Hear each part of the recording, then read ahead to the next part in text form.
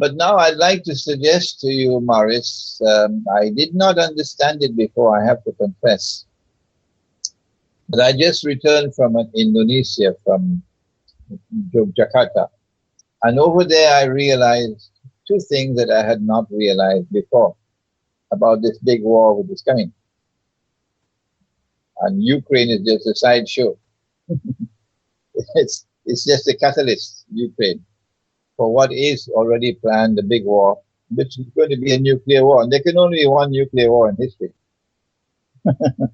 After that nuclear war, there's no more such thing as nuclear war. That's it, only one. And it's coming. And thank Allah that Russia is not prepared to back down.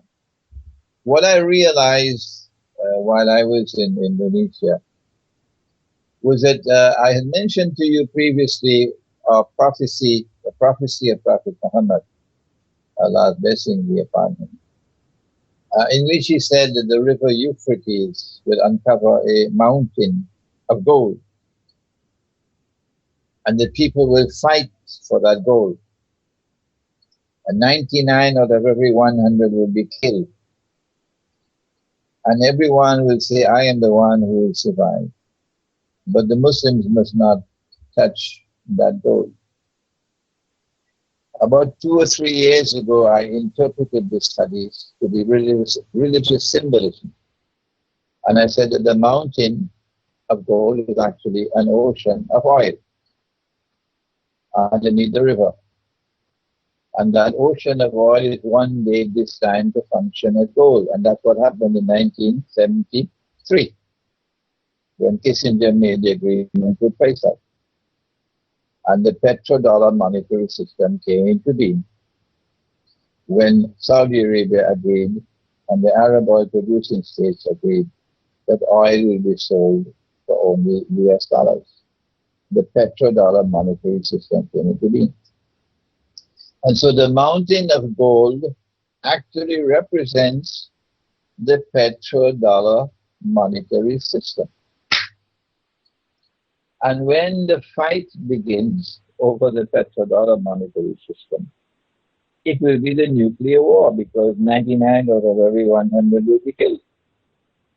So I realized for the first time last month that the Malhama or Armageddon will actually be a war for the survival of the petrodollar monetary system. And Russia is leading the effort with BRICS to create an alternative monetary system. And so what we are seeing now is a struggle by the Western world, the Zionist-controlled Western world, a struggle which will end in nuclear war to preserve their bogus and fraudulent petrodollar monetary system. The new thing I also learned is that that petrodollar monetary system will not through the big war that's coming. No, because Israel will survive that big war with large stocks of gold intact and with the capacity to still impose its political and military and economic dominion over the Arabs. But then how will the petrodollar monetary system and the bogus monetary system that emerges under Israeli rule, how is it going to be challenged? Who will challenge it?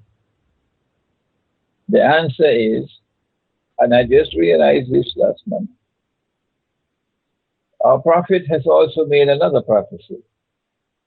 And I quoted this prophecy some 20 years ago in my book entitled One Jamaat, One Amir, that in the end time, the earth will vomit from its liver columns of gold and silver. I knew this 20 years ago, but I never understood how the vomiting will take place until I went to Indonesia earlier this month, not last month, And while I was in that retreat in Indonesia, someone mentioned that Indonesia has a lot of active volcanoes. And in the island of Java, you'll find many Indonesians who are constantly digging for gold, because the gold comes out from the volcanoes. And then it clicked, Maurice, it clicked. That is what the Prophet is talking about. That the gold is going to come out, the vomiting would be the volcanoes. So where will this take place? Obviously, it'll have to take place in a part of the world where there are active volcanoes. And that will be a part of which the Zionists do not have control. The only part of the world which qualifies is Indonesia. There are so many active volcanoes from Sumatra all the way down to the end that they actually call it a ring of fire. So the collapse of the monetary system will come when, by divine providence, huge amounts of gold will come into the world which are not under the control of the Zionists. I therefore I'm looking forward now with more hope and more enthusiasm to the conclusion of this mysterious events unfolding in the world now. As knowledge comes, we get a better and better understanding of what is happening and what is going to come. And there is hope for those who stand up for justice over injustice and over oppression. That in the final, in the end, justice will be supreme in the world, and truth will triumph over falsehood, and the Zionists are going to bite the dust.